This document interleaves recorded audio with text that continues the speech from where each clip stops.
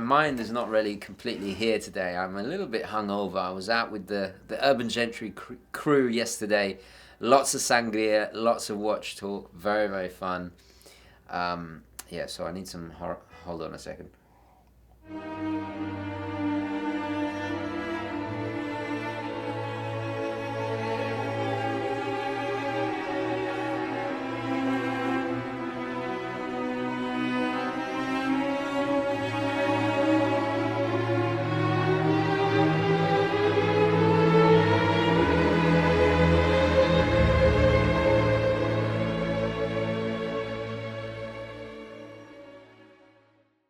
Okay, hi guys, and welcome to the show. You join me here at Gentry HQ.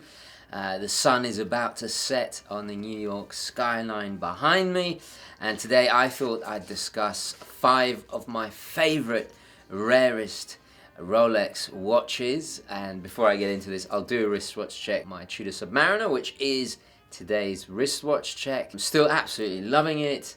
And I have to confess, it is actually Seiko's Saturday today, so I'm being a bit of a horological traitor. I do apologize. Can you blame me? I am loving it. Now, I'm going to discuss 5 of my favorite Rolexes. There are quite a few rare Rolex models, and a great article, I'll leave a link in the description, is on a bit of a bizarrely named, well, rather unfortunately named website called The Time Bum.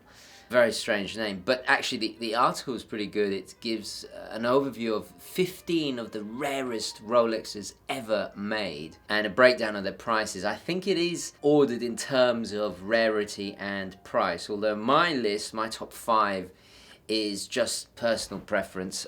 Do share your favorite Rolex in the comments below. There are quite a few famous rare Rolexes.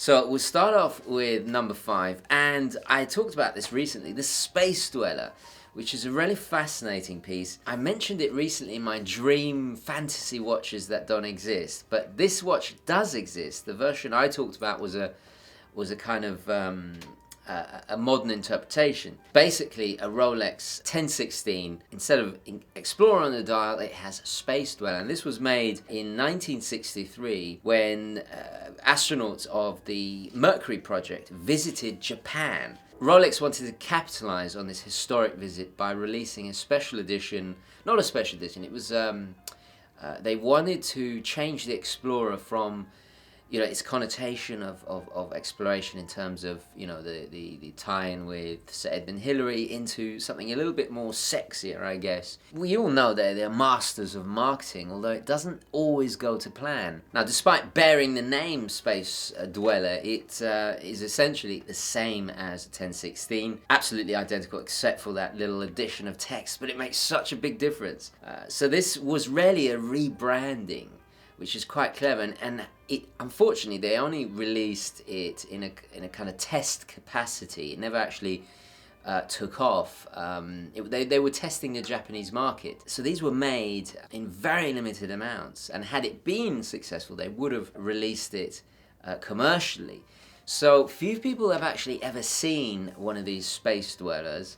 That's how rare they are. There's no actual definitive number on how many there are out there. Now, I said in the video the other day that they reach about 40, I think 30 to 40,000. Well, actually, since then, somebody corrected me. They fetch up even to this day as high as $80,000 at auction. How do you describe it? It's an interesting twist on my favorite Rolex. So it's funny that history didn't go in that direction and it stayed the Explorer we all know and love today.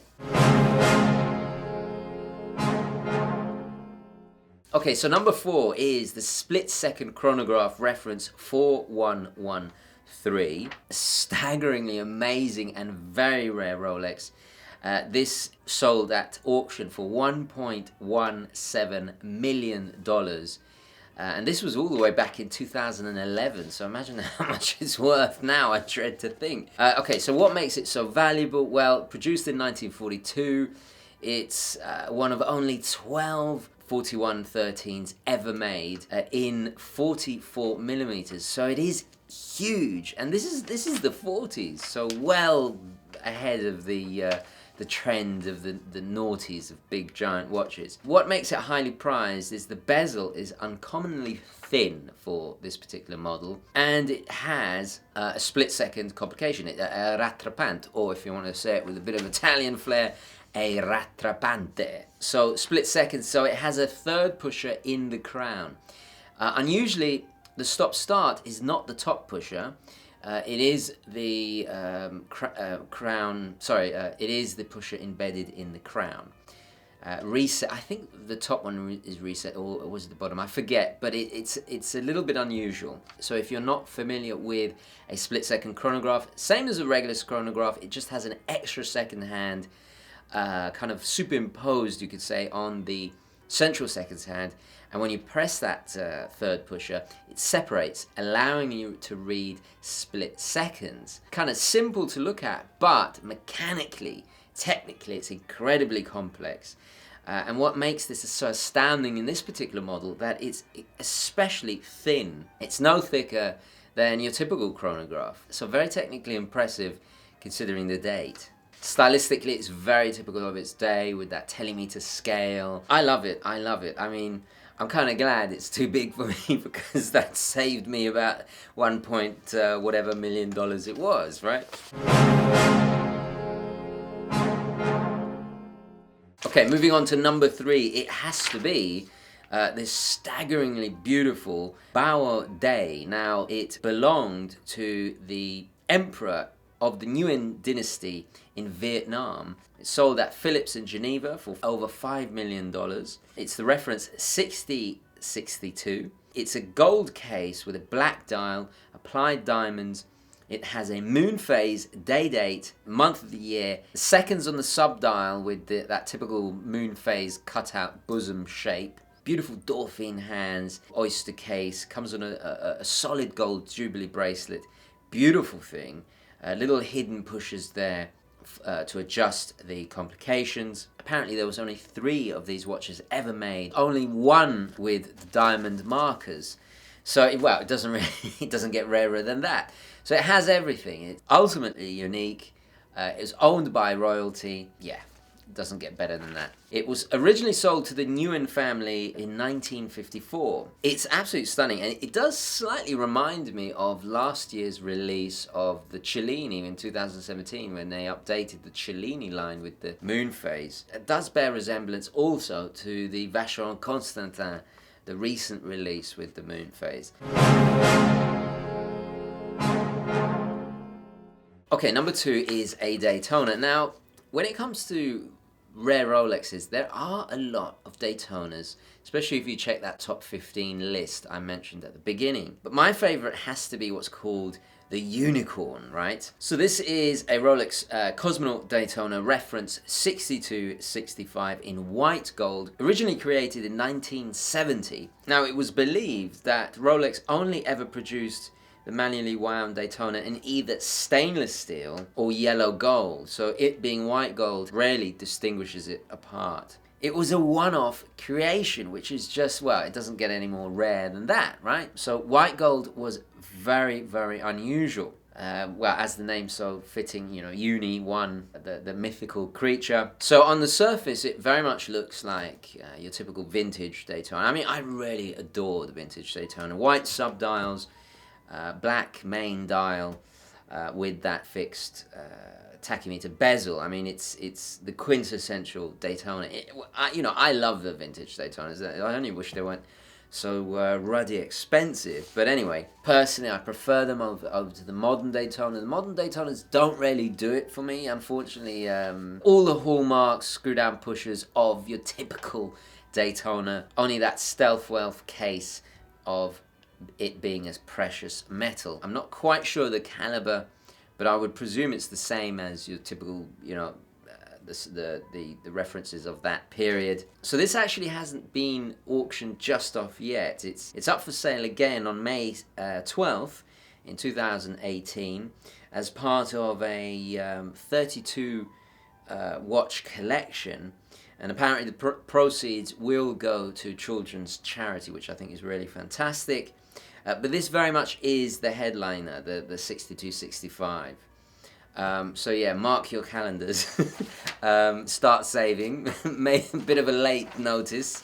God knows how much it's going to fetch, but it will be interesting to see nonetheless. You know, even more special than the beloved, much revered Paul Newman, right? So yeah, very, very cool indeed. Okay, so what is number one? Well, it has to be the Zerograph. I mean, it's just such a peculiar watch. And so this is the reference 3346. Just look at it, that incredible bezel, that very distinctive California dial, those large, exaggerated Mercedes hands. They seem to be bigger than normal. And it's considered the holy grail of Rolexes. Now, only 12 of these were ever made, 8 of which have surfaced. The others were, I guess, lost, probably stuck in somebody's attic. My God, imagine finding that in your, you know, whew. You'd never have to work a day in your life again, right? So this is actually a chronograph, even though it doesn't, at first glance, doesn't appear so. Has a single pusher at the kind of 2 o'clock position. And what makes this so amazing is that it's the first Rolex to house an in-house chronograph movement. So, you know, not only does it look slightly bizarre, and I love it. It's very Art Deco. It's a flyback, stop seconds function, 17 jewel manual wind movement. So when the button located at the 2 o'clock position is pressed, the second hand, which is otherwise continuously sweeping, jumps back to 0. As long as it stays pressed, that hand will remain at the 0 position and only will start moving again once the user releases that button. Rudimentary by today's standards. You could even say primitive. You've got to remember this was in 1937. So the war hadn't even started. Very, very ahead of its time. It's kind of got everything. It's a first, it being an in-house caliber chronograph, their first in-house caliber chronograph. It has a very distinctive, different look, that sloped inner leaning bezel with minute graduations. I'm not quite sure if it's bidirectional or unidirectional. I'd guess it's bi-directional, going on watches of that period. It's such an obscure rarity. It's magical.